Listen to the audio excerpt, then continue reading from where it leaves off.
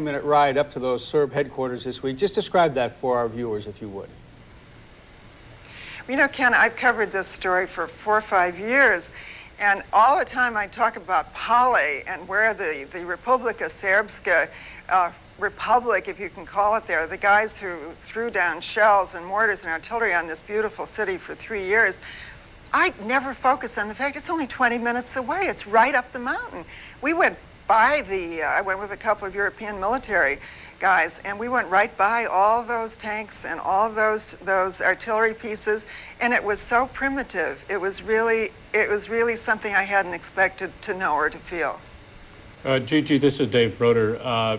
You say if the Dave. election is on September 14th. I had the impression that that was nailed down now, that there wouldn't be a postponement.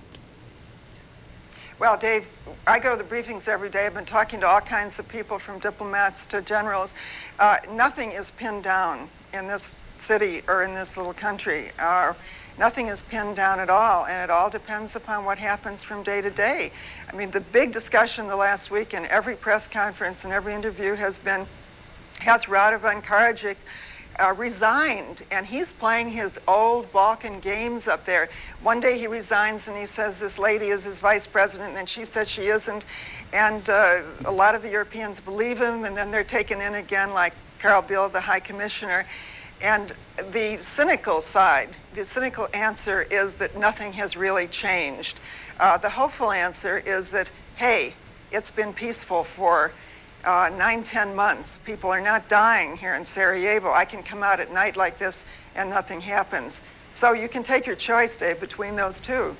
Gigi, you know, the next big U.S. foreign policy deadline is the troop withdrawal, which we've been talking about. To what degree does this election, the imminent elections, have any effect on U.S. policy in that way? Would it affect whether the troops come home or not?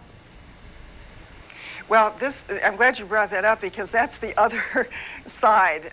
We're already hearing that generals are saying, well, they're getting ready. They'll be talking about getting ready to leave in September. You know, the Dayton Accords call for a troop removal by December. And again, the cynics are saying that, well, Bill Clinton has only got these troops here so long as he's not reelected, and once he's reelected, they'll go. I don't know of anyone, from the American ambassador here to the generals themselves, who think they should leave at that time. Everybody should, not that everybody should leave. At least a smaller group is going to have to stay. Peter, we have time for one more quick question. The question is, Peter Orlov, Russian television, hi. Do people in Polish consider those two guys, Karadzic and Mladic, war criminals or leaders still? Do the Serbs? Yes. Or the Bosnians? Serbs. No. I've asked this of many people, and they say no. Everybody says no. The Serbs don't feel they have done anything wrong, and that is one of the few things that's unanimous here, and that is one of the most frightening things of all. Georgianne, thank you very much for being with us. We keep reminding our viewers it's the middle of the night over there, and it is way past dinner time. Thanks for being along with us. See you next time. Great. Thanks. All right, let's come back to domestic politics.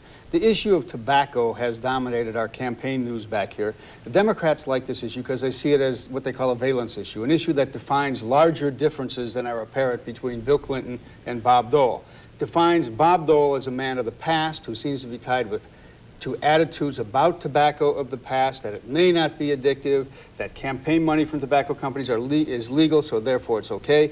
Clinton, on the other hand, is someone who understands and accepts the science of the day that tobacco is addictive, and that even though Democrats have taken campaign contributions, they do have an aggressive program to regulate tobacco. That it's a matter of large perspective, the past versus the future. Jeff? That's right. Well, to pull back from it a moment, there's no question that Bob Dole is being burned by this issue of smoking. Sorry, I apologize. I'm sorry. We'll cut that out in a moment. This all really started, I think we should point out, a few weeks ago when Bob Dole said that smoking wasn't necessarily addictive. And he said this in Louisville, which was the heart of tobacco country, when he was doing some fundraising. And that was bad enough, but he's continued to talk about that, including some television interviews. And this has created a great deal of glee among the Democrats, as Ken pointed out, because Bob Dole walked right into a trap that the Clinton campaign was already laying for him. Basically, the whole issue of smoking, teen smoking in particular, was exactly what the Clinton campaign wanted to talk about in connection with a larger group of issues. They had a strategy to try to play up President Clinton's opposition to teen smoking as part of a program to bring in this targeted group, mostly young families who are worried about raising their children in a country that they think is dangerous and difficult to raise their children in. And so they had actually prepared an ad already talking about preventing teen smoking, along with other value-laden issues like anti-crime efforts, uniforms in schools, things like that, and Dole walked right into it. In addition, this is sort of a twofer issue. That is, the Clinton campaign thought that they would be able to tar Dole with the brush of being in the pocket of special interest, because he's taken so much money from a lot of different interests, including tobacco. By one estimate, he's gotten over $400,000 since 1979 from tobacco companies through a variety of his entities. You know, Democrats live in somewhat of a glass house on this. They've taken tobacco money in various ways. That's Certainly true. Vice President Gore has, and the parties around the country have. But are they in any position to actually nail this one shut, to keep it alive, say, after the Olympics and the conventions? Well, they seem to have a chance. They have, I should mention now, Mr. Buttman. This is the fellow who's dressed up in a cigarette outfit who is heckling Dole almost everywhere he goes. I happen to have what he hands out here, a Dole dollar. It says, "In Dole we trust and contribute." He was signing some of these Dole dollars outside of where Bob Dole was signing his own biography. Next week... Bob Dole wasn't signing the no, dollars. excuse me. Buttman was signing. Buttman, without question. Got to keep that straight. Right.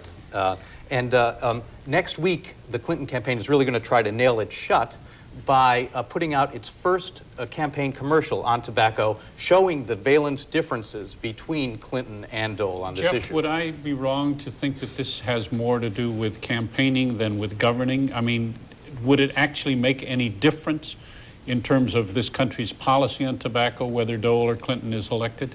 All of this Buttman stuff is very light, and you're right about that. But I think the rubber will meet the road soon, because the Food and Drug Administration is going to come out with a series of proposals that will be final proposals that will try to crack down on teen smoking in terms of banning or limiting the kinds of advertising that could be done to children, and even coming up with trying to make the tobacco industry pay money for an anti-smoking campaign. That really has to do with governing and will be an important issue. That could even come out this summer. That's the FDA. And how much money do they want the tobacco industry to pay for that anti-smoking campaign? Right now they're considering $150 million. Now that's not final yet. We'll see whether that'll happen. We may find that out this summer or maybe this fall. All right. One of the people who got into this debate, of course, was former Surgeon General C. Everett Koop. Koop was appointed by President Reagan, and Koop declared nicotine addictive under the Republican administrations. Now, Koop also declared that Dole's statements exposed his abysmal lack of knowledge about addiction or his blind spot to the tobacco industry, unquote. And that set up this exchange between Katie Couric and Robert Dole on the Today Show. C. Everett Koop is pretty nonpartisan, wouldn't you say? Oh, he's a Dole supporter. Well, Dole contributor. he criticized you quite severely for your comments. You saw the answer. My Yes, husband's I did. letter I saw the letter. I Right, sure. did. But I'm saying, you know, you're saying it's the liberal But again, he media. read But even something Dr. Koop had Oh, a I real know, but problem with Dr. your Koop, comments. You know, he watches the liberal media, and he probably got carried brainwashed? away. Probably a little bit. All right. Dr. Koop, brainwashed by the liberal media. Gwen, this ongoing fuss over tobacco, the previous fuss over abortion, makes it seem as if that citizen Bob Dole is having about as much trouble getting traction in his campaign as Senator Bob Dole did in the Senate. You know, I've watched that clip several times, and every time I'm stunned at how he walked right into that. The Dole people like to say, for instance, that Katie Couric set them up, and she was the one who raised the word brainwashed. But most good politicians know if they hear a lightning rod word, they don't step right into it, like he did. He's in a box, as he is always with issues in which he doesn't have any innate belief. I don't think he cares particularly about tobacco issues. I don't think he was particularly strongly pro-life, even though he is pro-life on paper and his record is that way. I think the problem is he always finds himself boxed into issues where other people feel very strongly, where the Clinton administration, for instance, was